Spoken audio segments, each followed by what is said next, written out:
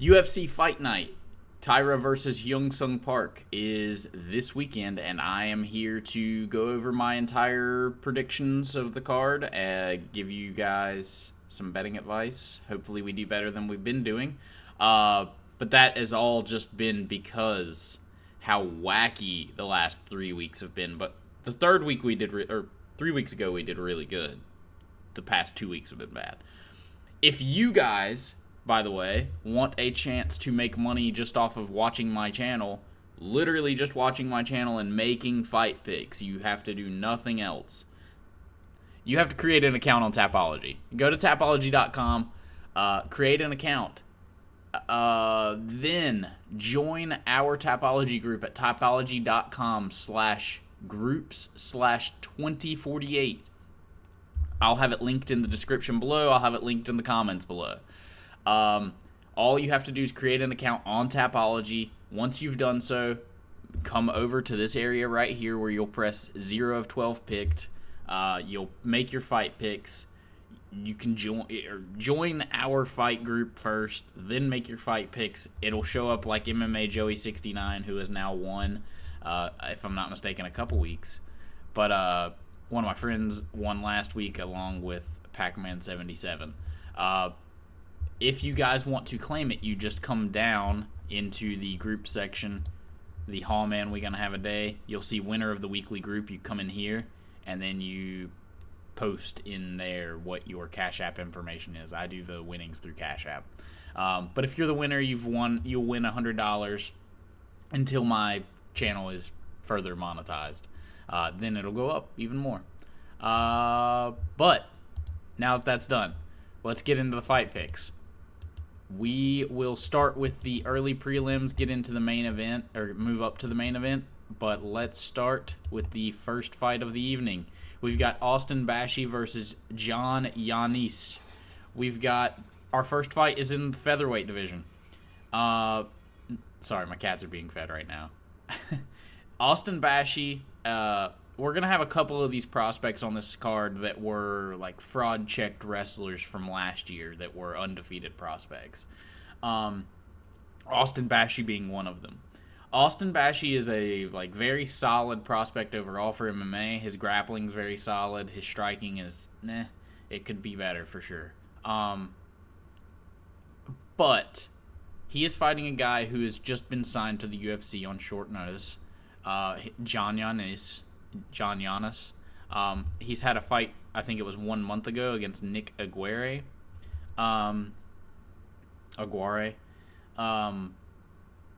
He has some impressive finishes. Like, he stone cold knocked a dude out in the second round. Like it was with one punch he flatlined the guy. So Austin Bashi is going to have to be careful. But I honestly think Austin Bashi is going to come in, get him down to the ground, and submit him in round number 2 because, as you see, he already has a loss to rear naked choke, and Austin Bashi tends to get rear naked chokes as his submissions.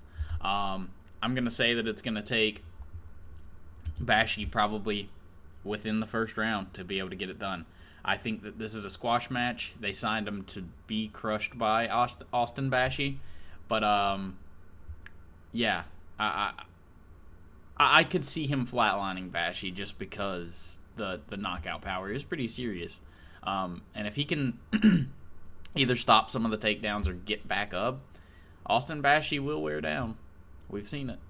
But yeah, I'm picking Austin Bashi, round 1 submission. I think it's fairly a confident pick here. Ooh, we have a women's matchup. This should actually be an exciting matchup, to be fair. Women's fights have been good lately. We'll be picking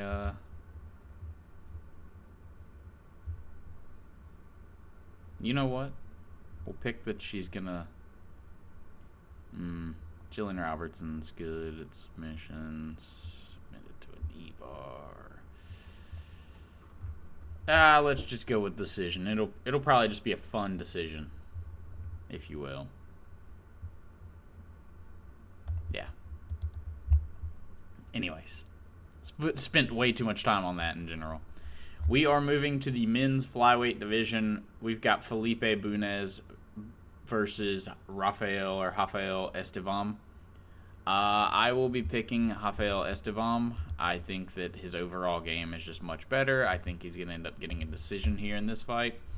Felipe Bunez could surprise you guys, though. I do think that he's not the worst fighter. His loss to Joshua Van is not aging the worst right now, but I just think he's a little too old, and Rafael Estevam is just a solid overall fighter. I do see this being another very. I could see a submission, I guess, potentially, but I don't know. Rafael Estevam's not a great finisher or anything, but Bunez does get finished, so might be able to lean finish on that one. Moving on to the middleweight division, we have Tresean Gore versus Rodolfo Vieira. Dude, something makes me really want to pick Tresean Gore here, and it's because he gave Marco Tulio a difficult fight, even though Tulio fucked him up. Like, Tulio was beating his ass, but Tresean Gore landed some very, very big shots back, and, like, he hurt Tulio back, if I'm remembering correctly. But Rodolfo Vieira, I don't know, man. Yeah. I can't pick this dude. I know Tresean Gore's dumb, though. That's the problem.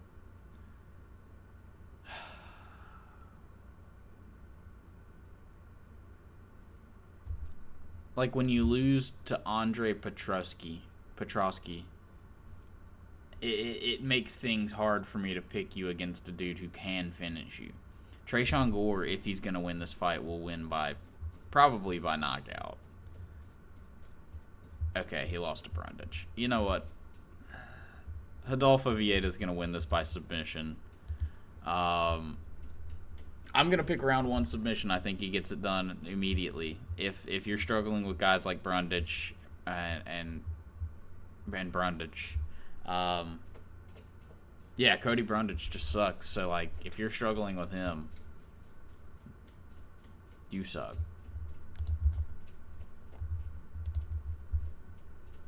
Vieira by submission, round one.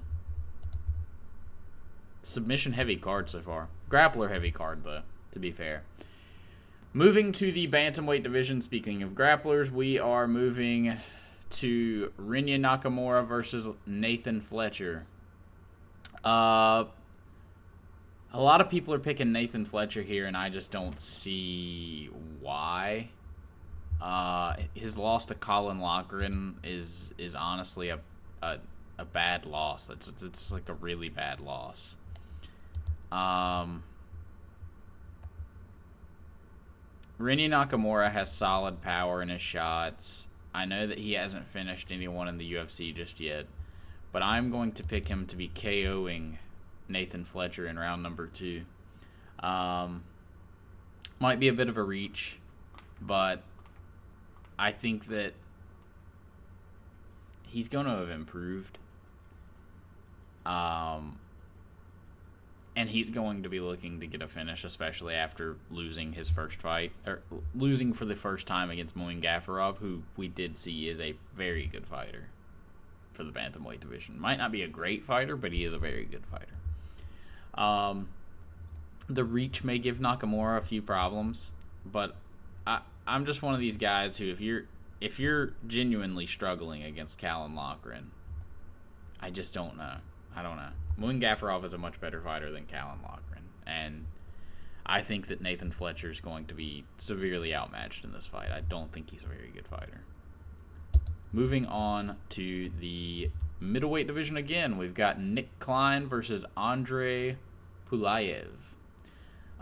These are two very similarly skilled fighters. Klein is a bit more unorthodox, if I'm remembering right, and Pulayev is just kind of a slow, decision-based striker.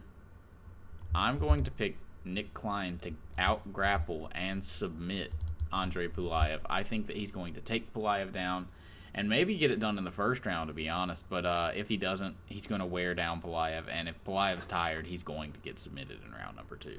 I honestly, I mean, it's a close fight either way this goes. I could see Nick Klein just getting picked apart at range, but I do think that the grappling will play a major factor into how this fight goes. I mean, obviously, if Pelaev can stop it, then he'll probably win, but I could see Nick Klein just wearing him down over time, too. Either Klein by decision or by submission, in my opinion, as the two, like, easier ways of what's going to happen.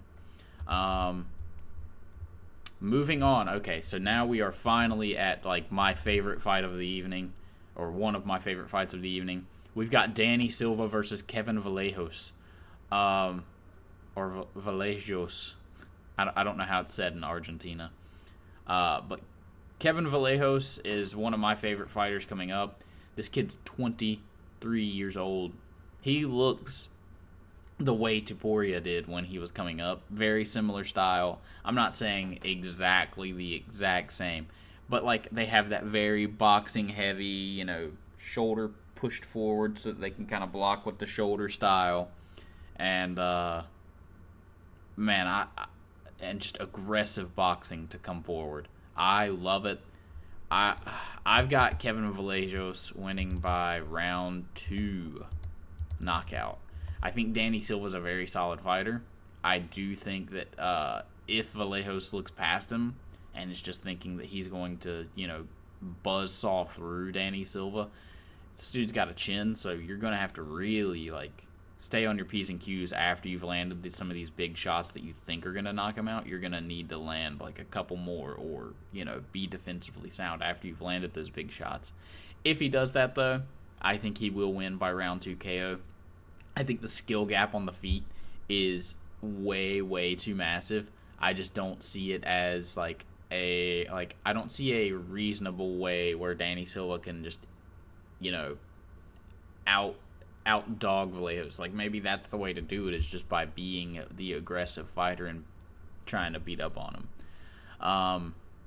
But yeah, I've got Vallejos by round 2 knockout. I think this is going to be an awesome fight, especially to open up the main card. Great fight night. And then we go right to this. We've got Neil Magny versus Alessio Zaleski. I don't know why I just struggled with his name. Had a stroke there for a moment.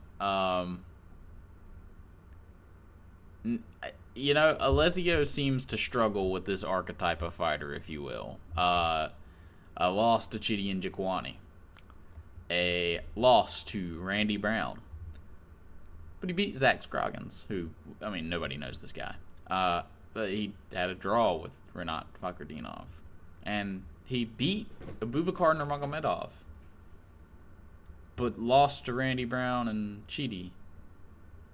Well, there's something very similar about Neil Magny. And it's his height, you know? I think his height is going to play a massive factor in the fight, the range game. Neil Magny doesn't use it well, but he does pressure while being a rangy guy, and that's something obnoxious to deal with, in my opinion. I do kind of find it crazy that Zaleski is this much the favorite. I mean, this is that's a hold on. Yeah, that's a massive favorite. It's a minus 215.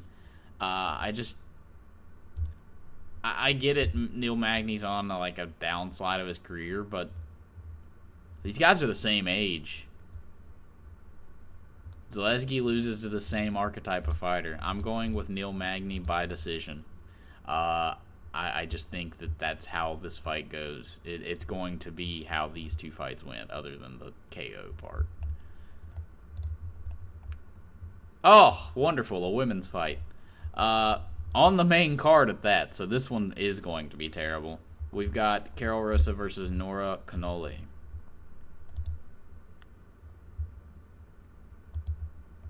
We're going with Carol Rosa. I guess we will pick, what, decision? Yep. Yeah. Beautiful. All right, moving on to a real fight. We've got Esteban Ribovics versus Elves Brenner. I think Elvis Brenner has a serious shot to win. And it's because Esteban Rivovics he's a slow twitch striker. He doesn't strike quickly. He's similar to how Bahamundez is, and he's not the fastest guy in the world. But I do think he's going to end up winning a decision here.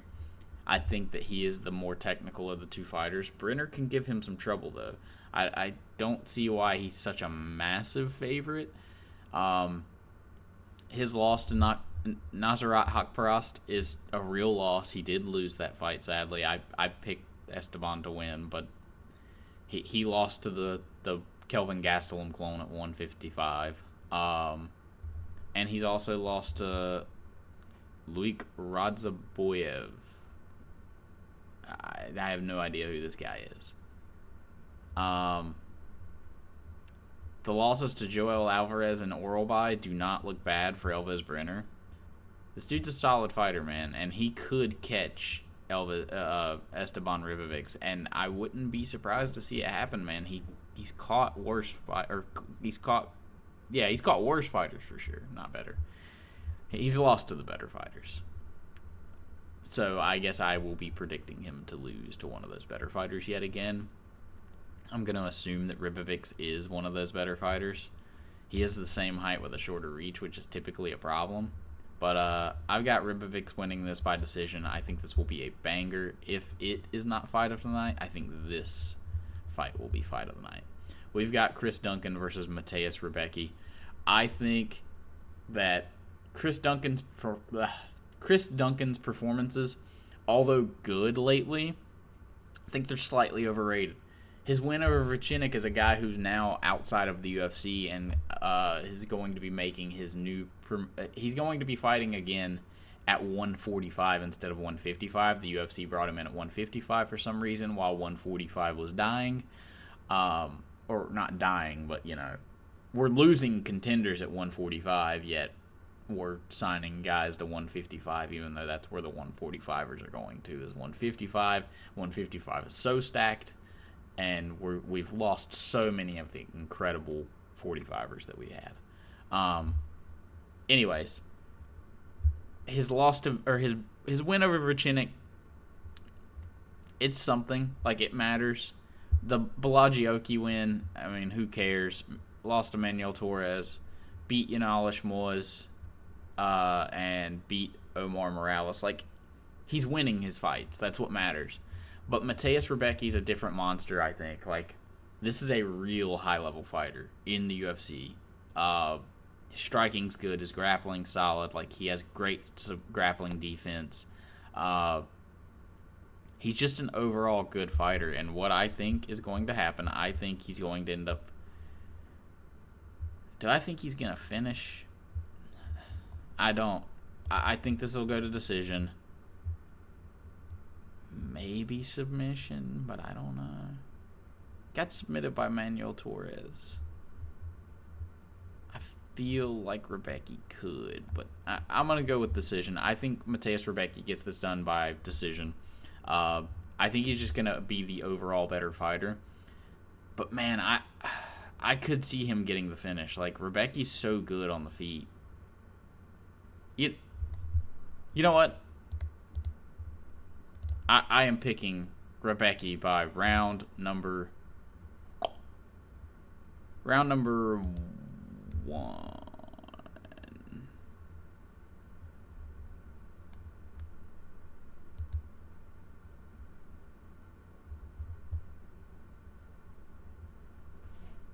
I don't know.